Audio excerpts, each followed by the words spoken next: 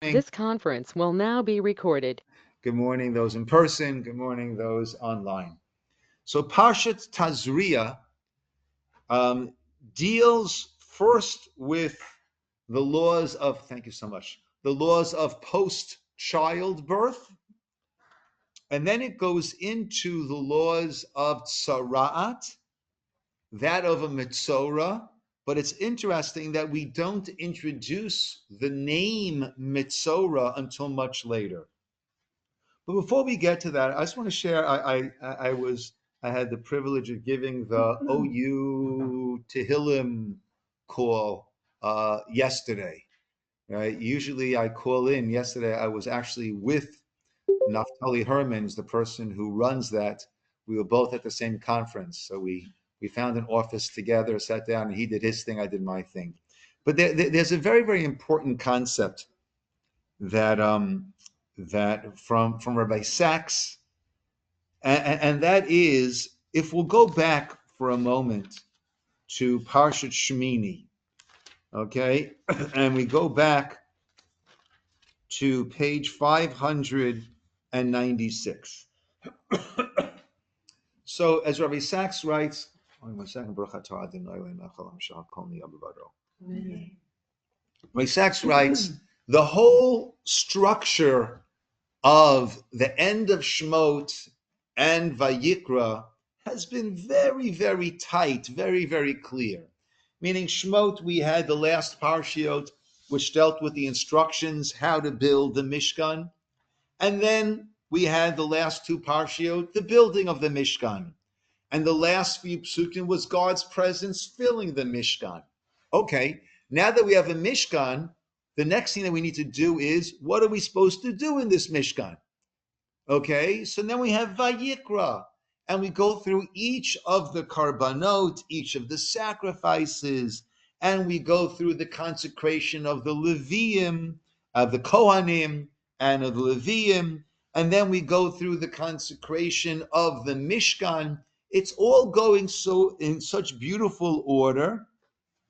And then we have Perek Yud Aleph, chapter 11, page 596, and Hashem spoke to Moshe and Aaron, saying, Dabru b'nei Yisroel lemor, zot hachaya asher tochlu.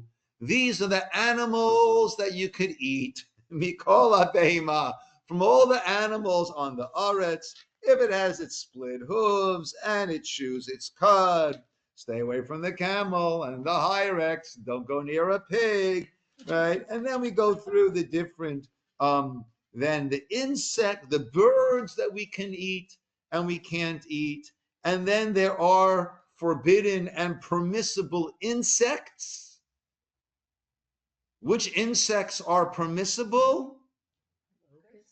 Yeah, some type of grasshopper, locust. Some of them are permissible. The Yemenite Jews have a tradition which ones they would and could, and I believe do continue to eat that, right? I'll get my crunch elsewhere and I'll pass on that. But like, what happened over here, right? You know, look, there are the Bible critics who, because of their ignorance, they look at something like this and say, wow, this must have been different authors that just got sewn together. Right? With nothing to base it on, but that's their conclusion. But obviously, we're dealing with ignorance leading to a mistaken conclusion. But the question is a very strong question. What is this doing over here? Why are we jumping in now to the laws of kashrut? What does that have to do with anything? Now, we know the concept that Shabbos and Mishkan are always intertwined. It's the activities, the creative activities that went into the building of the Mishkan. It's those acts of creation that are the 39 malachot that we don't do on Shabbos, God stopped creating, we stopped creating, and throughout Mishkan and Shabbos are intertwined, and the understanding, the basis, the very foundation of that is that Shabbos is creation. That's our testimony about creation. And Shabbos was God carving out a space for us in his world. That's what creation is. There was no time, there was no space, it was all pure godliness. God carved out a halal, an empty space, meaning a space that was that where his presence was not overwhelming. He carved out a space in his world for us. Mishkan is we carving out a space for God in our world, and that's why the Mishkan has all of these dinim, all of these laws and parameters that don't apply in our regular world of kedusha, of holiness, of tumah, of purity, impurity, and tara, of purity. We carve out a space in God's world, and it's interesting to note that as soon as God created the world and carved out a space for us, what did he give us? What were the first parameters that were given to Adam and Chava? What they could or could not eat. Therefore, so too over here, we carve out a space for God. What do we get involved with? What we can and cannot eat. So that's a very, very nice parallel, but it doesn't answer the question of why. Why is this of such paramount importance? And then the next thing we have is our Parsha, which is post-childbirth. So Rabbi, perhaps you say, why is it juxtaposed against this very tight proscription for korbanot and things of the Mishkan? Perhaps since Shalomim and some of the korbanot were partially eaten by the Kohen and the offerer, perhaps this is to say that to continue this holiness, these are the only things from which korbanot can be offered. I mean, it says a kid or a goat or a bull, but then to give the overall parameters and make sure that boundary is okay, very well. that's a nice connection, Janet. But there are many animals that we're allowed to eat from which we can't bring korbanot. I guess Right? but continuing that only some things will be sanctified in any Okay, I situation. hear that. I hear that. I hear that. But Rabbi Sachs goes into a very beautiful idea that we've mentioned often. The way he frames it is nutrition and reproduction. That's what every living thing is focused on. From a tree, walking home on Shabbos, right? It was amazing to see just how tall some of the trees are on as walking down Michelson, right? And why are they so tall? Because they want to make sure that they're up top so they can get the sunlight. It won't be blocked by anyone else, right? From the lowest bush to the most powerful tree, from an ant to a blue whale, every living thing is focused on nutrition and reproduction. That's what it's all about. Human beings, our greatest drives are eating and we'll call it and reproduction, intimacy. Right? Those are the sexual drive and the drive for eating. Those are the strongest drives. And you have different societies, Rabbi Sachs writes, where the hedonistic societies, where it's all about eating and sexual gratification. That's what it's all about. And we have I remember in Israel going to the ruins, the Roman vomitoriums. Right? And as a kid, I thought that was funny. Oh, that's probably where they vomit. I thought I was being funny, but that's actually what they would do. They would eat themselves till they were sick and then vomit, wipe off their mouths, and then continue eating. Right? And then you have the ascetics, who are the other end of the spectrum, right? Where there is no involvement in any sexual intimacy and minimize the eating. And then there's Judaism. And Judaism is about integrating. It's not hedonistic, all about the body. It's not ascetic, all about the soul. It is the combination of body and soul. That's what we are. And we look to be involved in this world and elevate this world and elevate the drives of this world into the realm of Kedusha, of holiness. As I've pointed out often, in Catholicism, marriage, any intimacy, physical intimacy, is frowned upon. That's an allowance that's made for the weak. And what do we call a marriage? Kiddushin, holiness. Hariyat mekudeshetli, you are sanctified to me, betrothed to me. And Islam, any types of alcoholic beverages are prohibited. And we make a l'chaim, and we make Kiddush Friday night.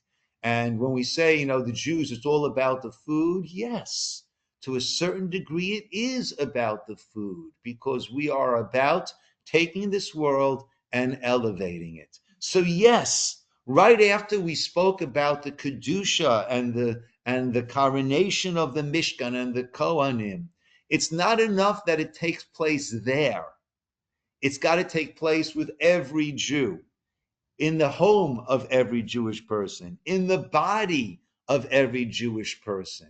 And yes, therefore, right after we have all of the holiness about the Mishkan, we speak about the holiness of the person. And that is by being involved in this world, and we eat, but there are parameters. This we eat, this we don't eat. And that which we do eat, there is a bracha before, there's a blessing before, and a blessing afterwards. And the way that it's prepared, and what it can be mixed with, all of these are part and parcel of the Kedusha, of the very essence of Judaism. So yes, we go right from Mikdash, right from the tabernacle, we go right from that to the laws of eating and to the laws of childbirth or post-childbirth. So with that introduction, let's go to page 608, where we start Parsha Tazria, and it says, Isha, a woman, ki Tazria v'yod zachar, she gives birth to a male, v'tama shivat yamim, she will be a ritually impure. I don't like using the word contaminated, the English art scroll. I'm not a fan of contaminated. Ritually impure for 7 days, as during the days of the Nida, Uviyom Shmini, and on the 8th day, Yimol Basar Arlato. On the 8th day will be the circumcision. Now, again, this is interesting. Elsewhere, the Torah discusses circumcision, right? And granted, on the 8th day is a circumcision, but that's not what we're talking about here. We're talking about the state of the wife, of the woman, of the mother. Why are we injecting over here on the 8th day, Yimol Basar Arlato? So on a halachic level, it's letting us know on the 8th day, no matter what, even if it is Shabbat, even if it is Yom Kippur, even if it is Shabbat Yom Kippur, what do? We do the Brit Milah. But based on what we were saying before, I could also understand Milah is the fusion of body and soul. Brit Milah is taking the physical body and saying this is just part of a spiritual odyssey, and therefore the body is incomplete when it is complete, so to speak, with the arla, with the foreskin, and the removal of that foreskin is what makes it complete. That is body and soul merging together. Yes. But don't the sages say that women are as if they were born circumcised, so they don't need to? Correct. So how does that fit into this? So women are asani. So Rachel asks, all right, so how about women, right? And so women are asani, the blessing, the woman's blessing in the morning is asani kirtsono, that God has made me in accordance with his will, meaning the women do not need that in order to bring themselves to that shleimut. The Sefer Achinuch says very beautifully that the same way that we're supposed to look at Brit Milah and look at that and say the same way that God gave us the body but wants us to bring it to perfection, so too in the spiritual realm, God gives us the ability and the mission to elevate, to bring things. That's the Naaseh Adam, the partnership between us and God in creating ourselves. Okay, so for the first 7 days, the woman is Tame'ah, and then for 33 days, Pasuk Dalet, verse 4, there is Demei Tahara. Any bleeding that may take place is considered to be pure blood. Right? So after the first 7 days, she's allowed to be with her husband again. But for 40 days, B'chol Kodesh Lo Tiga, she will not go into the Beit HaMikdash or eat any consecrated food. And if she will give birth to a girl, female, Pasuk 5, then it's 2 weeks of the impurity and 66 days of this tahara, of this purity that follows. And then on day 80, that's when she will, on day 40 after a boy, 80 after a girl, then she brings certain sacrifices to the Beit HaMikdash, right? And then she is completely purified. Okay, and we've gone into this before. I don't want to spend too much time on it, but often, right, people are uncomfortable. Why is a woman impure after childbirth in the first place? Right, what could be holier than childbirth?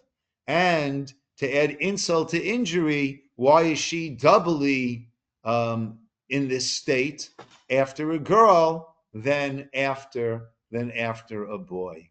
And I saw that from Enjop, Rabbi Buchwald had a whole article on this, and he gave a number of different explanations.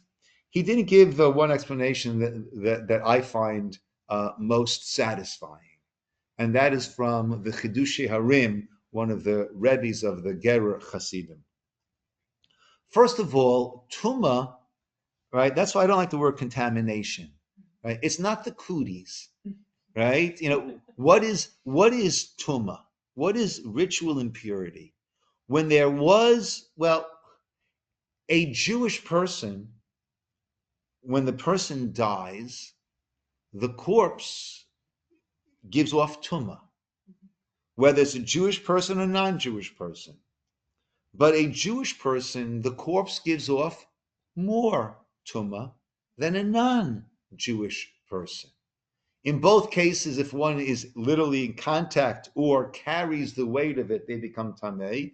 But tumat oel, being under the same roof, that's only if it is a Jewish person who has died, not if it is a non-Jewish person who died. When Natalie was running camp, so one of the roads that we would take near the camp ran past. It was the road kind of came to a turn, and there was a cemetery there on the side of the road with these big leafy trees that were over the cemetery and over the road.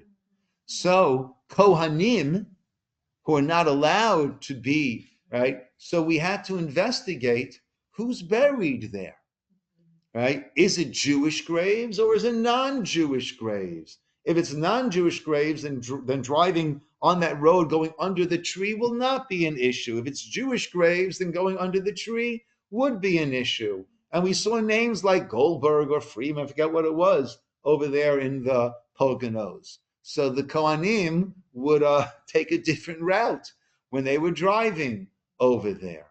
So why would there be more Tuma, more impurity by a Jewish person than a non-Jewish person? So right away, that gives us a glimpse into, we have to understand this more deeply. And understanding is, whenever there was kedusha, holiness, and that holiness is no longer there, that void is filled with tumah, with impurity. That's why death is tumah, impurity. It's avi avot tumah. That's the greatest of the levels of tumah, of impurity. Why? Because a person, when they're alive, have that capacity, that potential for tremendous holiness, tremendous purity. And once a person dies, they no longer have that opportunity. You no longer have that gift of what is when a person is asleep. We wake up in the morning, we wash our hands in a certain prescribed manner because according to the Kabbalists, there's tumah on our hands. Well, because when we were asleep, that is 1/60th of death. That is a death-like state in that we can't be doing mitzvot. We can't be doing bringing holiness into the world. When a person dies, certainly the body has the garment that the body is can no longer be doing what it was doing, partnering, and therefore there is tumah, there's impurity. A non-Jew has 7 pathways of mitzvot, of connecting. A Jewish person has 613 pathways. A greater kedusha, a greater potential. Therefore, when that is no longer there, there is a greater degree of tumah. But tumah normally is connected, in almost all cases, is connected to death. Now,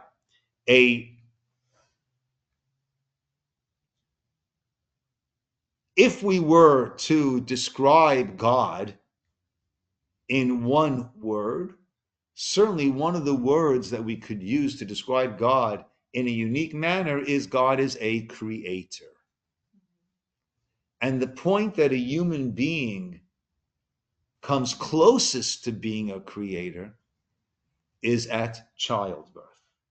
That is when a woman is a creator of sorts, right? And that's why also there is the impurity of nida that follows after a menstrual cycle, because nida was the body preparing for life. And therefore the period is a death of sorts, a death of that potential life. And therefore there is that tumah when a woman has her period. After childbirth, there it's a different idea, the Chiddushei HaRim says. And there the idea is that woman had become as godlike as a human being can become, as creator-like as a human being can ever become. That's what happened with that woman at childbirth. But once the baby is out, she is no longer superwoman. She now becomes a very tired, regular woman. So she is no longer, she was at the point of being the creator, no longer the creator. She drops down to a mere mortal. That kedusha is filled, that kedusha that was there, now that void is filled by tumah. And he goes on to say that by giving birth to a girl, the tumah and the periods are doubled because she created a creator. That's how he explains. Yes, Judy. So, because you finished this topic, I assume, I wanted to go back to your concept, which was troubling me about related to the Mishkan. We talk about food, which is like a major drive, and reproduction. It's really sexual drive, which is the other major drive. So then I would say what should be in this section would be all the rules about who. I'm not putting the camera on you. I just want the audio to be on you. Okay, the camera's going to be on Cheryl. So I would say instead of this, what should be there is this section about who you can have relations with and who it's forbidden to have relations with. To me, that's more of a correlation to, first of all, the idea of sexual drive. Plus, when you were just talking about food, we're talking about what you can eat and what you can't eat. So that would be a good correlation. Yeah. This really isn't sexual drive. Reproduction is just different. It's the result of sexual drive. But Yes. it's not the same. Yes. It'd be like Yes. talking about laws about going to the bathroom instead of about eating. Yes. Yeah. I hear that. And to be fair, Rabbi Sachs only spoke about the food, right? He did not mention, he spoke about food and sexual drive. He did not mention the Tazria aspect. That was my own addition, which you are taking issue with, which I hear, right? We are going to soon, right, in the Achrei Mot and Kedoshim, right? Not this week's Parshiot, but next week's Parsha, we are going to be going into that, right? But yes, that is a very fair point, and Rabbi Sachs only spoke about it in regard to the food stuff, right? Parameters, and we will soon come to the sexual. But the point that I'm making, I think, is still a valid point in terms of what's that doing in Vayikra, right? You know, all of the incest relations that are prohibited, but it's all about you know, Vayikra is about Kedushat Hamakom, the holiness of the place, Kedushat Hazman, the holiness of time, and that's why we also have in Parshat Emor, we have all the holidays, and Kedushat Haguf, Kedushat Ha'adam, the Kedusha of the person. And that's what all of these are. And that's why in the Rambam, I think I'm saying this correctly, Maimonides, in his Yad Chazaka, in his Halacha compendium, he's got different sections, and the book of Kedusha, of holiness, has within it the laws of Isurei Ochel, the food that's permitted and not permitted, and Isurei Bia, and in terms of sexual relations, that which is permitted and not permitted relationships. Yeah. So that is, right, correct. Right here, this first one, not necessarily, but very soon on the heels, we will have that. Okay. With that, we conclude. Parsha's Tazria is called Tazria. The next Parsha is called Parsha Metzora, right? But actually, after these first 8 psukim, our Parsha deals with Metzora. Though, the Or HaChaim points out, not by name. We don't mention the name Metzora. We talk about Sorat, but we don't mention the name Metzora until we get to the second parsha of the double parsha we're reading this week. That's where we first introduce the name Metzora, and the Or HaChaim has a nice piece on that, which we'll come to shortly. Sorat, as we've said a number of times, is a physical manifestation of a spiritual malady. And it's interesting to note, well, the 3 main causes of tsarat are, most famously, number 1, lashon hara, speaking badly about others. Number 2, gava. Gava is haughtiness, feeling better than others, greater than others, higher than others. And the Kli Yakar says, chemdat hamamon, and wanting mammon, wanting the money, an over involvement in the monetary, in the material. That, he says, are the 3. What's always interesting to me is that, we always have an expression, well, Rabbi, I did this and this wrong and nothing happened. And what do we say? There are no thunder. There are no lightning bolts in the world, right? That's just not how God does it.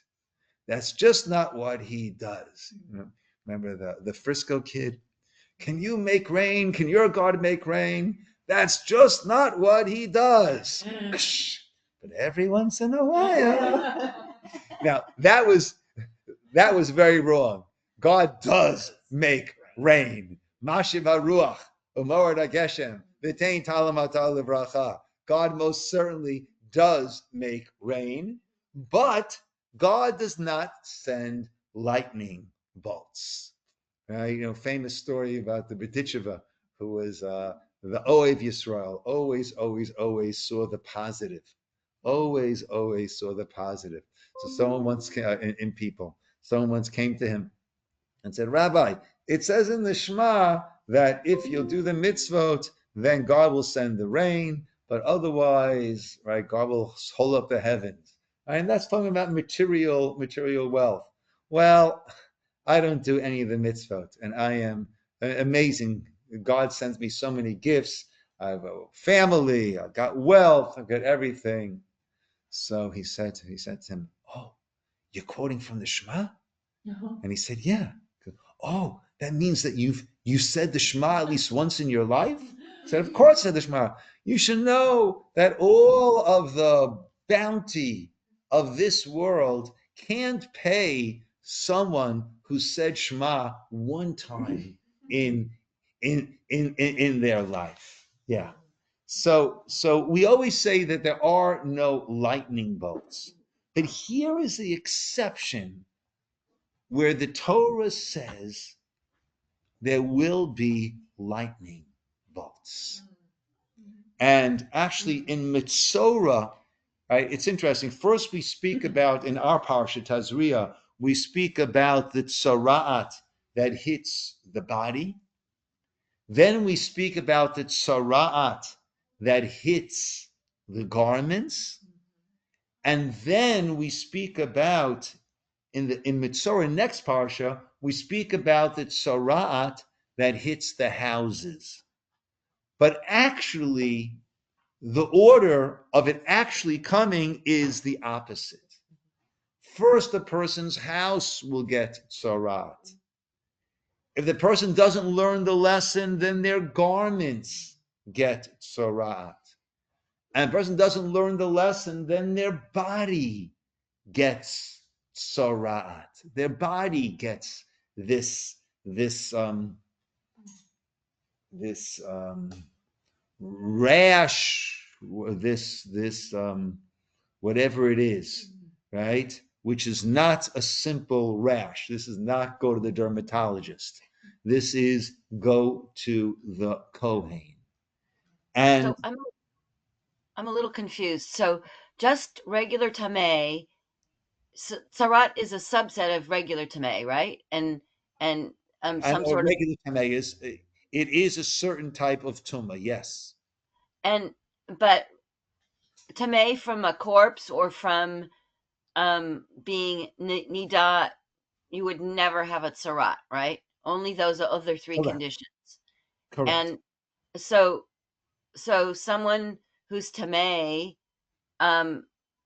they might encounter a condition like they might not have known they underwent a canopy near a cemetery or something, and so there's no sign that they might need to do something like go to a mikveh in some subtle cases. Correct. Whereas tsarat, you have to go to the Kohen. Tsarat, this is the cause of the tumah. Okay. It is this lesion on the body or on the garments or on the house, right? And right away, that's giving us this glimpse, right? That we said the three causes. We'll see the Kli Yakar in a moment. The three causes are lashon hara, speaking derogatorily about others, haughtiness, or an over attachment to mammon, to the material, right? To the financial. And typically I'm speaking barely about others because I'm looking at what they have. I'm looking at things that they have, right? The reason we have this drive, right? Well, let's ask. Why is it so sweet to gossip? Why does it feel so good to talk about other people? Makes you feel elevated. Why? Why does it make me feel elevated? Because you put somebody else below you. Yeah. Right? And if that, look, we all know that we do a lot of good things, and there are certain things that we do that are not quite so good. Everyone knows the truth about themselves, right? But I feel a lot better about myself. Well, this person, they think he's so good. Well, he does that. And everyone said, well, she does that.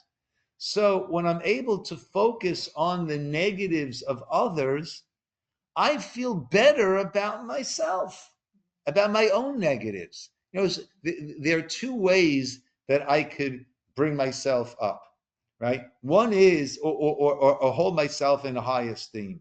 One is by knocking everyone else down, and therefore I'm the lone man left standing, or by working hard and bringing myself up.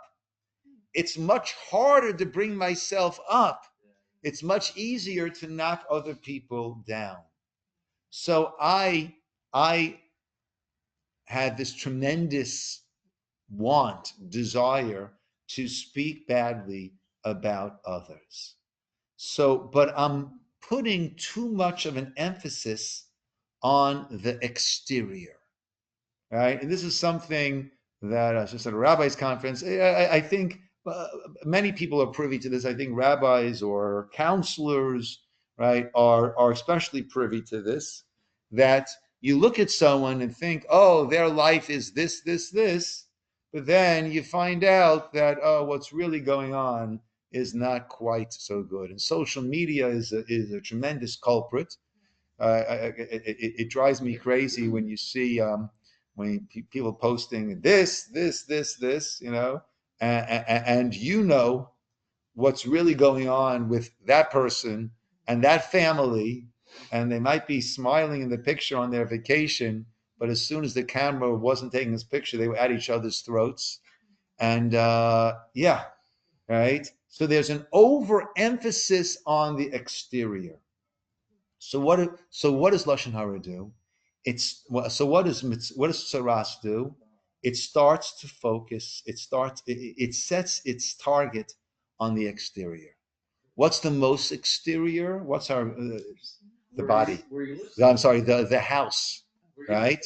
The house, right? And then we get closer to home, right? To another shell that we have, and that is our clothing. But then it lets us know there's another shell that we have, and that is our body. Our body is the shell. One of the things that I always say when I'm doing a funeral is that one of the reasons why we have the custom to tear kriya, while we rend the garment at a funeral, is to drive home the point that the body is simply the garment of the soul.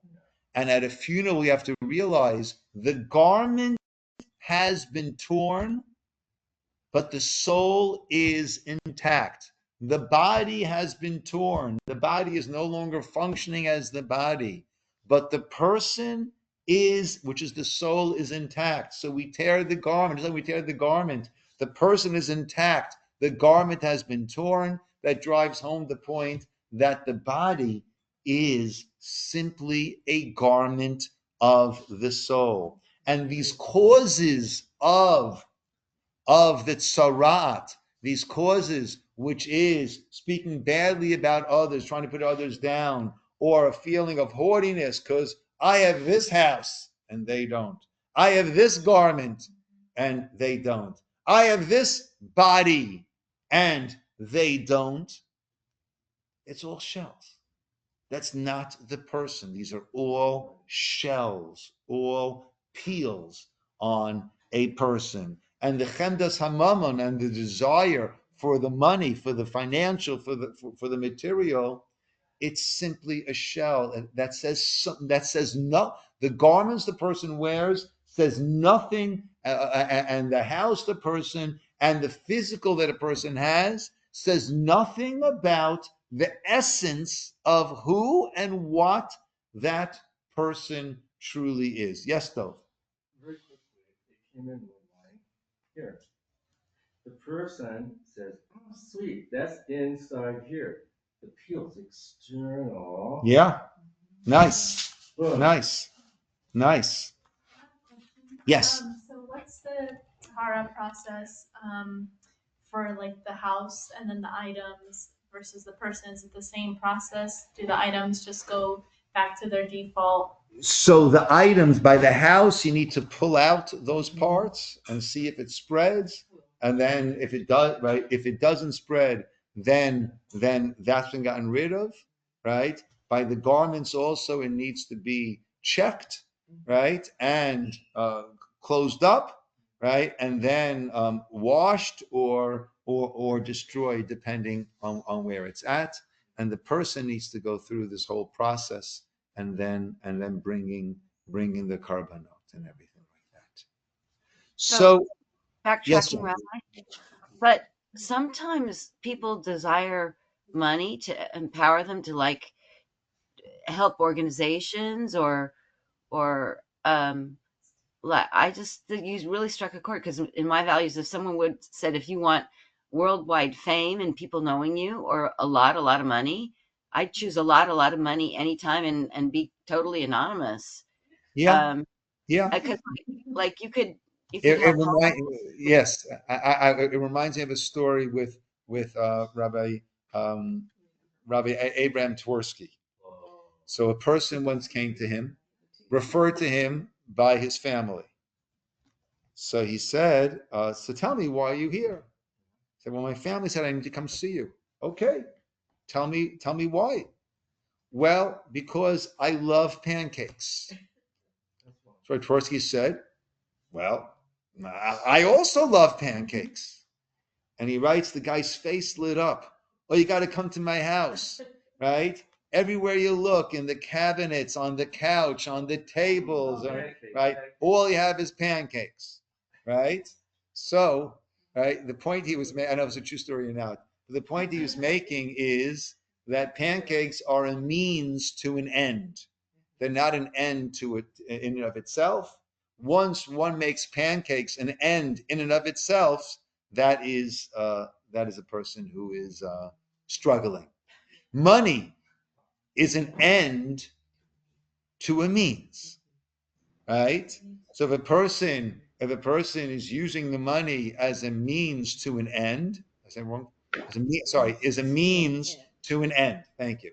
Is a means to an end. When it becomes an end in and of itself, then that is what we're talking about over here. So Janet person wants to amass money and does that in order to help other people, and does it in an honest manner, and does it to help other people. Beautiful. When it becomes an end in and of itself, right? A person wants to know that they can take care of themselves and their family. That is an obligation. One of the obligations that parents have to teach their children is a means of support, a means of a livelihood, right? That is fine. When it becomes an end in and of itself, that's when it is problematic. So the pasuk says, when it's discussing how it looks, so that is over here, the very top of page 610. Adam kiyeh be'or b'saro, when there will be on the flesh, se'et o sapachat o vaheret. Translated as a seis, or a sapachas, or a baheres. Thank you very, very much. So take a look down below on page 611 by number 2, right? By first column under the translation, we have the notes here. A seis or a sapachas. We transliterate the Hebrew since there is no accurate translation of either the word saras or its subdivisions. According to the sages, seis has the whiteness of natural wool. Baheres is the color of snow. Sapachas is not a new kind of saras, but a generic word that refers to a secondary category. Okay. Along comes the Kli Yakar, and and he says that these words actually hint towards the cause of these maladies. Okay, and he writes as follows. Number one is Lashon Hara, right? And he says, Ein Se'et, the first word used, is Se'et means to be lift up. That is a Lashon, a term of Gavoha, of lifting oneself up. And that is the ego, that is the haughtiness. That's Se'et, I lift myself up. Sapachat, as we saw in the notes over here, means something that is secondary, right? And that is the chemdat hamamon, the desire for the material, for the financial, because not recognizing that that is really secondary. That's not who and what the person is, but it's what the person has, not who and what the person is. Right? Quotes from the Rambam Shmona Prakim. I learned that with Shmuel, right? That all the acquisitions, right, of wisdom, strength, and personal character, that is the person. Wealth is something that is beyond that. Lastly, we have baheret, which are white spots. And that, he says, comes from the Lashon Hara. The Lashon Hara, when you speak badly about someone, they turn white. And then there are these red streaks in the white, right? They turn white, and then the color starts to return. No, that's haughtiness. Lashon Hara is speaking badly about others. It's the defaming others. And then we go through all these different types, what they are, where they are, what's considered to be tumah, what's not considered to be tumah. And then it's only when we get to Metzora, page 620, the second of the two parshiot that we're going to be reading this Shabbos. There we first hear the words Zot Tieh. Hashem spoke to Moshe saying, Zot Tieh Torat HaMetzora. These are the instructions, the laws for the Metzora, Biyom Taharato, on the day of his purification.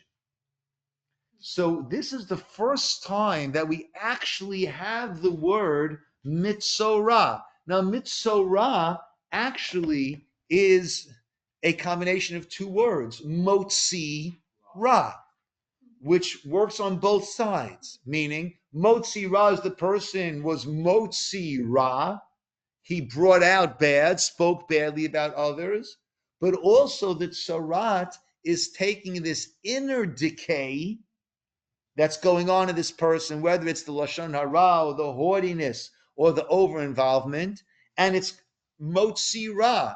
It's coming out, it's manifesting itself in a manner that is visible. I started saying before and I got distracted, right? The only lightning bolt that we have in Judaism where, yes, you do this wrong and all of a sudden you're turning colors is speaking badly about others, this haughtiness. This is an exception because this is so destructive to the person who's speaking, destructive to the person who's listening, destructive to the person that we are speaking about. This is so destructive. So a person breaks Shabbos, there's no lightning bolt. There's no, oh, this happens to the body. When it comes to this is so destructive. It tears families apart. It tears communities apart. This is so destructive that we can't just let it fester and let it be taken care of in God's hidden manners or in the next world. It needs to be dealt with right away. And the Or HaChaim says the reason we first introduce the word Metzora, which tells me Motzi Ra, he's been speaking badly, and therefore that which is inside is also coming out.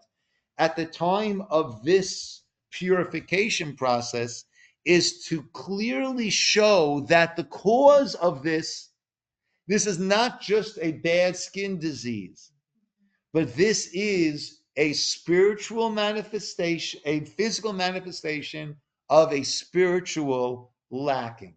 Because if this was simply, a bad rash, so typically, right, if someone's having a bad rash, we want to know what's going on inside that person, right? It could be allergies the person has, or it could be emotional things going on that might it might present, right, as something going wrong with the body. Now, if it's something like that, so or Chaim says, what we would figure, what would be good for that person?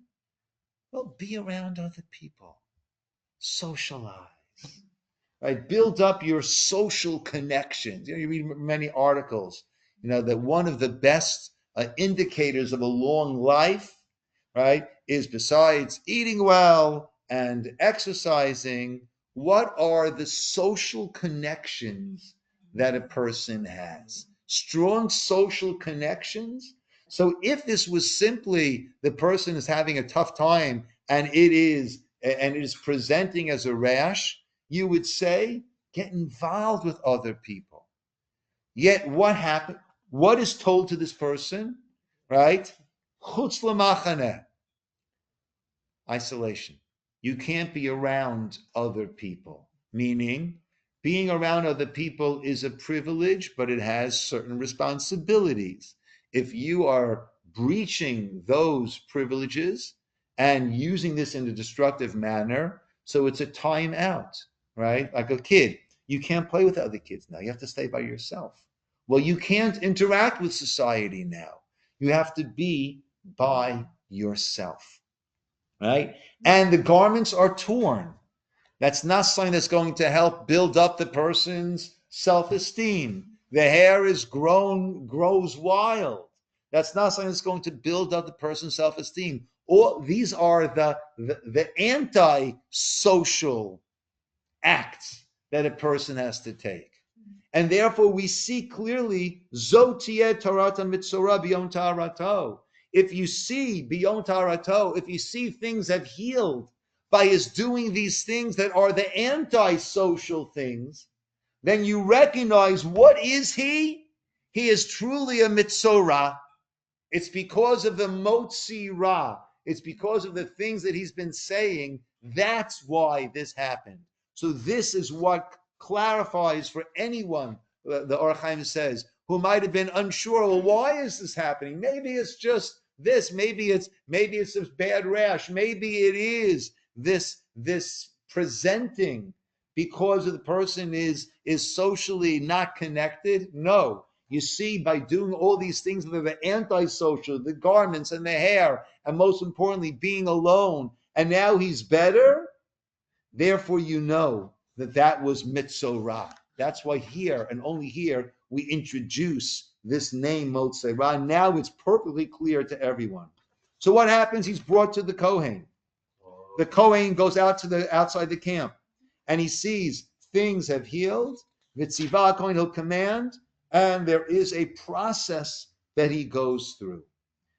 2 birds, shtei tzipurim, right, on page 620, verse 4. 2 birds, right? Eitz erez. Eitz erez is the cedar wood. That is the haughtiest, the most regal of the trees. Ushni tolat, and this thread, the azov. And azov is the lowly bush. Now, Shni Tolat is that red thread, but Tolat is worm. right? So if this person was like a Erez, like the cedar tree, what must he do? Or she do? Humble him or herself like this little bush, like the worm. The Tziva Kohen will command, and they'll shecht the tzipora achat, one bird gets slaughtered, el kli cheres al mayim chayim, into an earthen vessel onto pure spring water that's in that vessel. And we know, right? Well, we've mentioned other times the two birds, the Zohar says, that well, birds chatter, chatter, chatter, chatter, chatter. That's why he's got to shecht one of those birds and let the other bird fly. The bird that needs to chatter is the Lashon Hara. The bird he needs to let fly is the Lashon Tov, to speak well about others. A common mistake people make. I heard that speaking nicely about others is Lashon Hara, Chas v'Shalom. There are two situations where one should not speak nicely about someone else.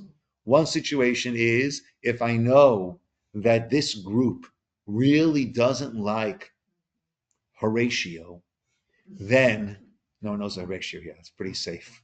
Almost as good as Eugene, right? If I know that no one here likes Horatio, right? So then I should not speak positively about Horatio in front of this group, because that's going to spur someone to say, oh yeah, well, this is what Horatio did to me, right? Or to speak overly effusively about someone, that's going to cause others to say, tone it down a little bit, Rabbi. This person did X, Y, or Z. But otherwise, Lashon Tov, let it fly. Speak, speak, speak. It goes into a kli cheres, into an earthen vessel. An earthen vessel has a unique status in terms of the kashrut, and that is, if it became non-kosher, you can't. What goes in can't come out. You have to break it, and we have to realize that we speak badly about others. What goes in almost can't come out, right? Once you've heard it, you can't unhear it, right? And we need to have that mayim chayim. That mayim chayim is that living water. Torah is compared to mayim chayim, and it's through Torah and mayim chayim that a person can help gain the perspective on life, the perspective on other people, the perspective on what's important, what's not important, and therefore not speak the Lashon Hara, not feel the hoardiness, not be over involved in the financial and in the material. I'll just end with one beautiful, beautiful teaching. The famous pasuk, Mia Ish, who's the person, HaChavetz Chaim, who wants life? Oev Yamim, loves days, Liro Tov, to see good. That's the question. The answer is Metzora L'shon Chameira, Usvatech Midaber Miyama. Guard your tongue from speaking badly and your lips from speaking with guile. That's how it's normally translated. But Rav Nosson Alpert has a very beautiful idea. Mia Isha Chavetz Chaim, who's the person who wants life? The answer is Ohev Yamim, Liros Tov. Love days, see good. And then as a result of that, of course you'll guard your tongue and your lips, right? Everything is so good. Everything is so positive. Everyone has such qualities, right? Why would I speak badly about them or about anyone? Yes. Have a good day, Judy. I have a few questions. Yes. Well, first of all, when did this occurrence happen in the time of our people? Okay. Good. That's the one question. Yeah. So the tzarat of garments and houses is only in the land of Israel, right? All right. When we entered the land of Israel, that's why I think the Ramban says the reason why house tzarat is only mentioned afterwards, because that only came out afterwards. The person or the garments were in the midbar. But the house is only when we're in the land of Israel. Yeah, right? And these are only unnatural, meaning it's not me doing the laundry and things turning colors, right? It's only all white garments and it's turning colors.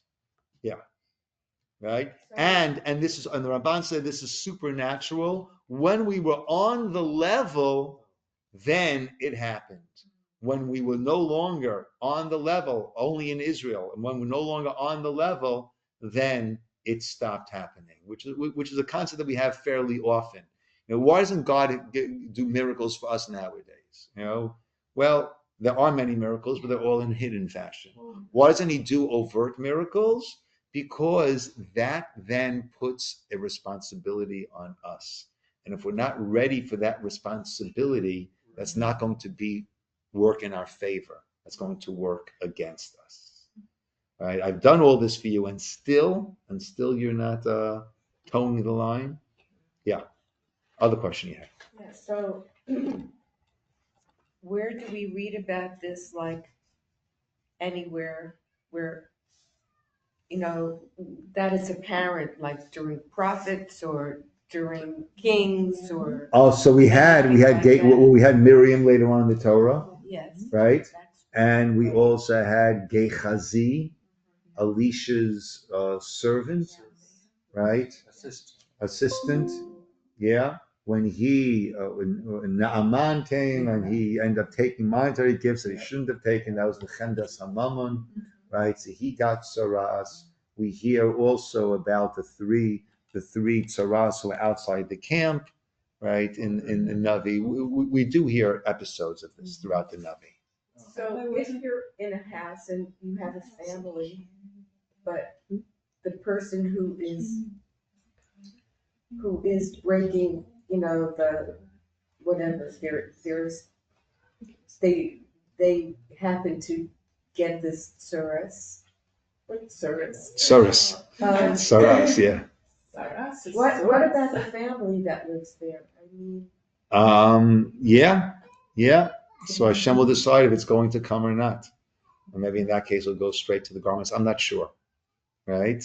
Look, in general, we the way we understand God in this world is that everyone who is affected, to the degree that they're affected, must be needing that degree of effect. And when did this stop happening? And why did it stop? Because I think when we're no longer on the level of having this direct communication, because it's not going to get us in line.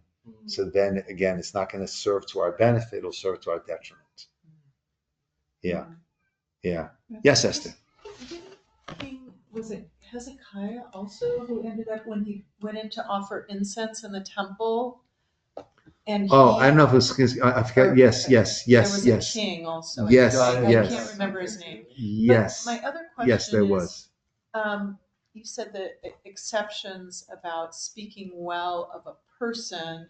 Does that only occur with people? For example, if you're in a group and everybody is anti-Israel and you speak pro-Israel, is that considered like you shouldn't do that because of the Lashon Hara? So there, if you think you can make a difference, that's a good question. If you think you can make a difference, then you definitely should speak up, right? And you certainly should not stay quiet in a manner that will indicate that you're in agreement with what's being said. But if it's going to just raise the vitriol, then maybe it's best not to, right? And that's always the balance and the calculations, the cheshbon a person needs to make in these things, right? Will my speaking up help? Lema, towards what? Right? Will this get me where I want to get to, or will this work against it? That's always the tough questions. Yes, Mr. Dove. It seems like, if I'm not mistaken, wasn't there a case where they went into the land, maybe it just went in, and then I think there was a house that had something there, and they had to tear it down. So it means that the non-Jew caused Surat to get over on the house, and then they find a treasure over there. Yeah, there is that idea that often we find treasures in there. Yeah. Very. Yeah. Okay, my friends, Yashikoach. We'll call Rabbi here. Thank you so much, Rabbi. Be well, Elizabeth, Jen, Rabbi. Great Rosa, questions, Jen, everyone. Linda. Thank you, everybody. Great to see you, Kathleen.